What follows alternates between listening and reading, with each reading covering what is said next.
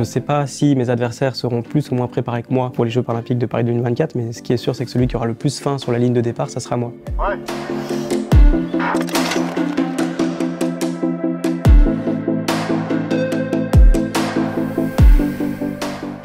Je m'appelle Dimitri Josvicki, j'ai 27 ans, je suis athlète paralympique sur 100 mètres en catégorie T38. J'ai glané 13 titres de champion de France, je suis vice-champion d'Europe du 100 mètres et 4e aux derniers Jeux paralympiques de Tokyo. Je suis atteint d'une paralysie cérébrale, plus particulièrement d'une tétraparésie, une paralysie partielle des 4 membres, qui va se traduire dans la vie quotidienne plus par des soucis de dextérité. Sur les pistes d'athlétisme, ça va se traduire par un déficit d'amplitude articulaire, une fatigue musculaire plus importante, et je suis bel et bien atteint d'un handicap moteur invisible. Ça existe.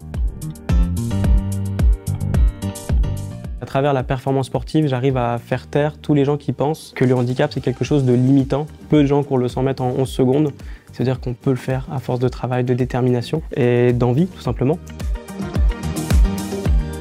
En termes d'heures d'entraînement, c'est 16 à 20 heures par semaine. Cumulé, quand je mets ma casquette d'ergo et de sportif, je passe environ 60 heures semaine à travailler. Donc mon rêve de médaille aux Jeux paralympiques de Paris 2024 ne serait clairement pas réalisable si je n'étais pas accompagné par un employeur, à savoir APF France Handicap, qui me permet aujourd'hui de mener de front mes deux passions, le sport de haut niveau et l'ergothérapie que je pratique aujourd'hui au Tech Lab de Tourcoing. Et j'ai vraiment cette chance de pouvoir m'épanouir dans mes deux passions.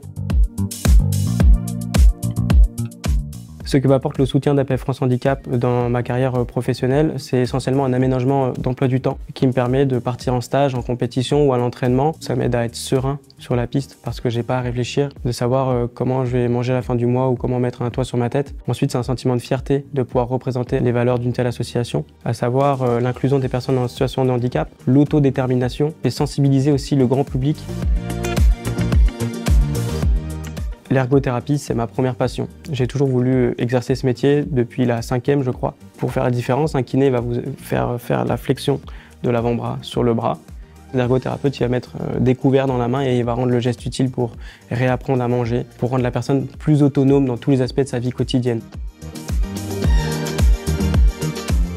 En cas de réussite de mon objectif, ou non d'ailleurs, je dédierai tout ce parcours aussi à tous les gens qui m'accompagnent au quotidien. Ma famille, mes proches, mon coach, mon groupe d'entraînement, mon employeur, mes collègues qui me voient au quotidien galérer aussi. Je penserai forcément à eux à la fin de ce 100 mètres. Et dans tous les cas, on ira fêter ça ensemble, je vous promets. Voilà, c'est dit maintenant, j'ai plus le choix.